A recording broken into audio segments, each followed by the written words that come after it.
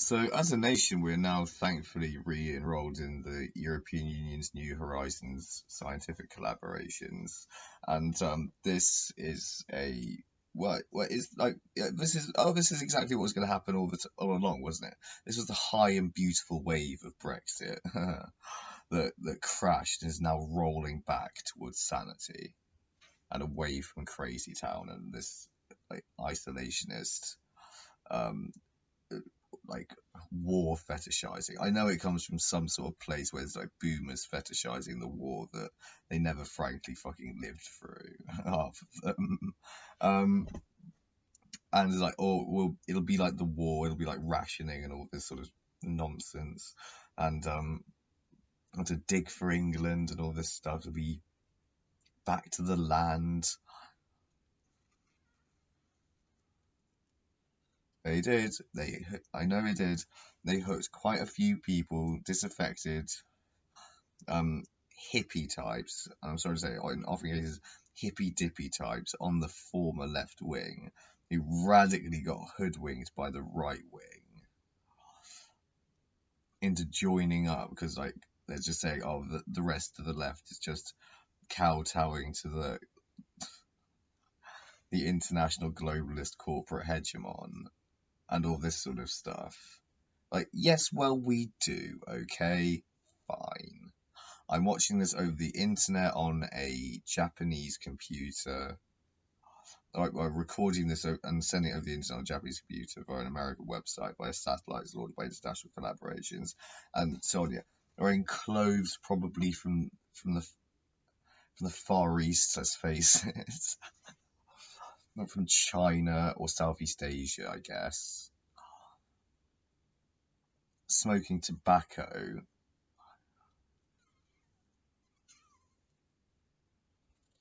from the United States, I think probably, and etc., etc., etc.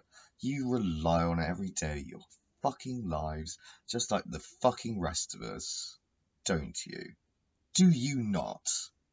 Yes, you do. Why are you criticizing it?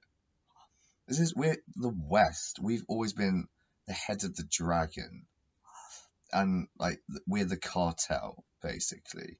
Traditionally, it was the British, right? In the good old days of the British Empire, which like the Farage and all those want back. In a sense, we've always had those days. We still have them. Look at the impact that Britain's had on the rest of the planet. Like Japan has like adopted something akin to our legal system and our system of administration and bureaucracy and all this crap. We spread the empire of paperwork internationally. Like everywhere that is democratic and has an administration, we established it internationally. We redressed all these things with the United Nations and so on and split up, and now they're international institutions that are owned by the planet, and well, at least in theory, well, we would hope in practice, right? But then the United States took over as the world's most powerful nation, second only to the Soviet Union, and then China and India now, are bigger economic powers than the United States. I think, are they not, both in their own rights? Makes sense since their populations are so vastly greater than the United States is. But yet poorer as well in terms of GDP per capita. But nonetheless, yeah, gentrifying and becoming expanding middle classes and so on. And hopefully that's not rolling back as well. I'm sort of getting off topic, and like the motivations behind everyone's motivations who voted for Brexit, breakfast, right? This idiotic political gambit, which I think was motivated solely by the desire to destabilize the stock market momentarily, cause yeah, a blip or a crash in the price of British stocks such that they could buy low, sell high, and the stock price inevitably recovered because everyone realised that. Brexit, oh, don't worry about that, everyone in the international community. This is just our latest bullshit. And they're like, oh. So yeah, like this New Horizons or this Horizons thing. This is yeah, going to. I guess this is just the first stage of what we're going to get back in the EU, or in a de facto sense we never left in the first place. And the money to the EU, and they'll be like, yeah, fine, okay, you're back in the club. We're like, hee. Eventually, hopefully, right? Why not? I want to be able to go to the Netherlands, and if I reproduce, I want to be able to send my children to Dutch universities, get a world-class education for a fraction of the price of this overpriced nonsense, £9,000 a year. How dare you fucking charge us that shit for university, and then provide us with shit and debt and shit? How fucking dare you make us live in this shithole to begin with? You won't clean up. You're constantly building. You can't find a creative solution to like building. I'd crap new housing estates, isn't it? It's all just like a certain sort of norg, isn't it, in the local political party, or housing development. It's like, build housing, just properly, planning.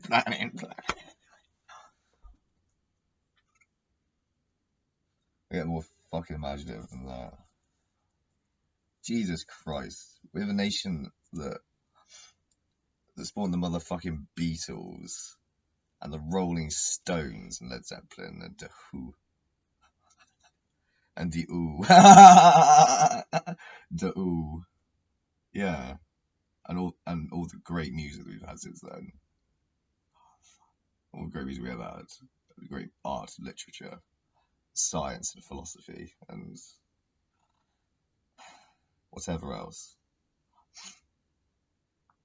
The computer. We invented the fucking computer. We did. We invented the computer. Both times. Babbage and Turing. Both Englishmen. Mad dogs and Englishmen. It's just Stephen Hawking and cricket and banter. And going like,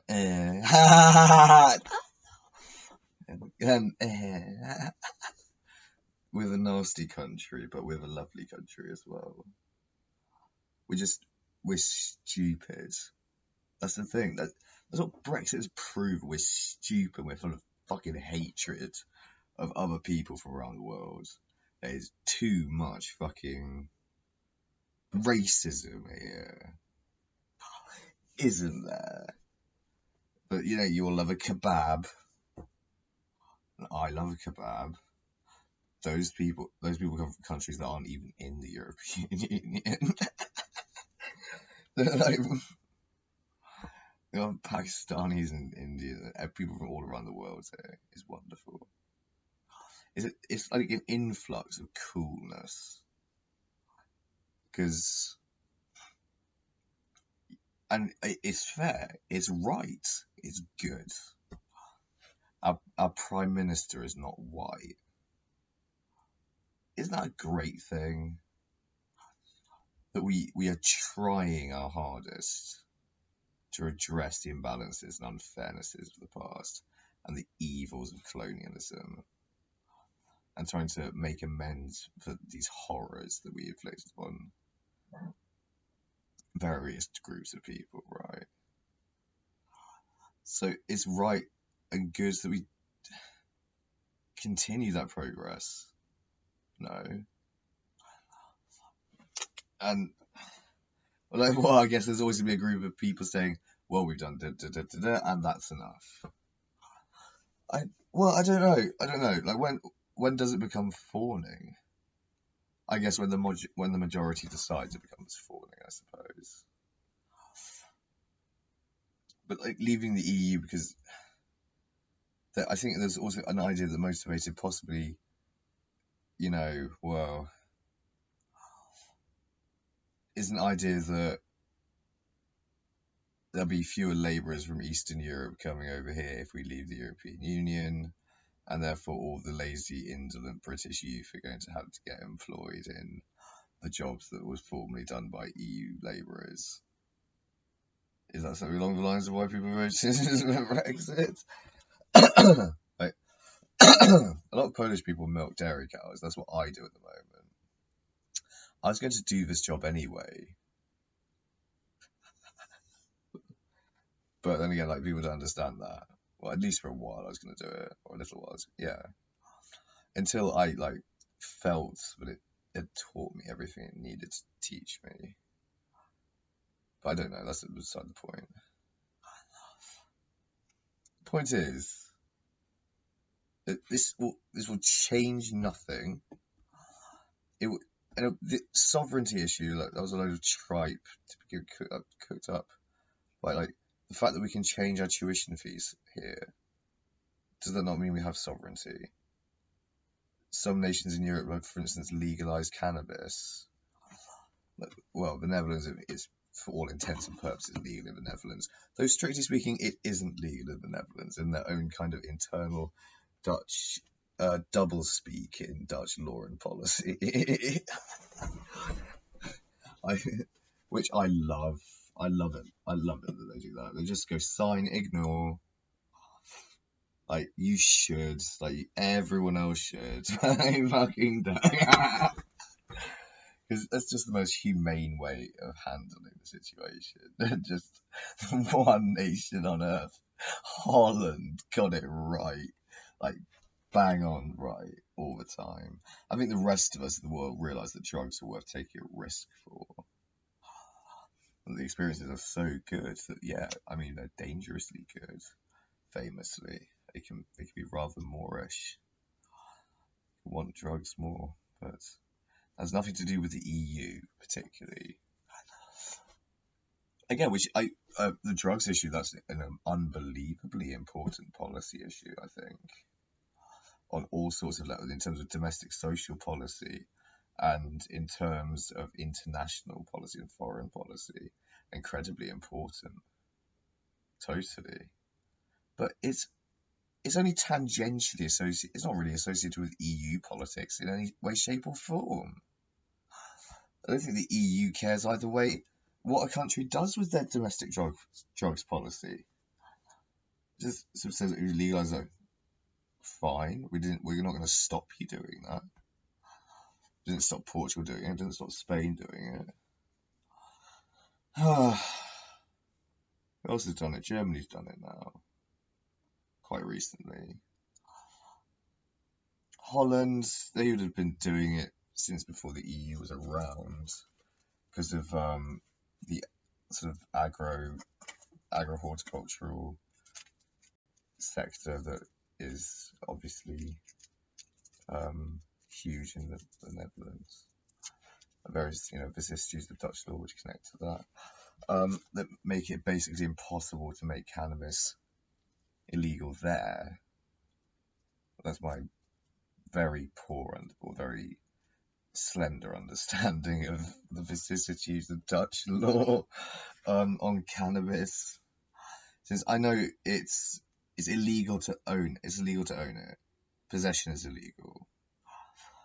Though you may use it in certain registered clubs, like the coffee shops. Where you can purchase a small amount, smoke it in the coffee shop is what you're supposed to do, and then go home. But you can also own it and smoke it in your own home, I think. You can't smoke on the street, but no one enforces it. And the police, well, I don't know. Really. I've never encountered a policeman while high in the Holland for cannabis. They've never spoken to me about weed.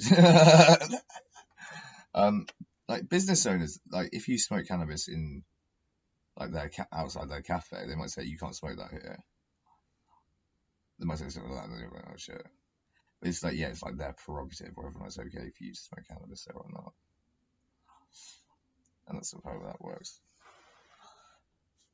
as I understand it. Yeah, it's nothing about the vicissitudes of given countries' well law. One thing changes all that dramatically.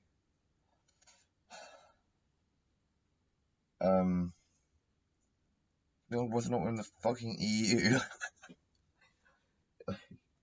It's what do I compare it to?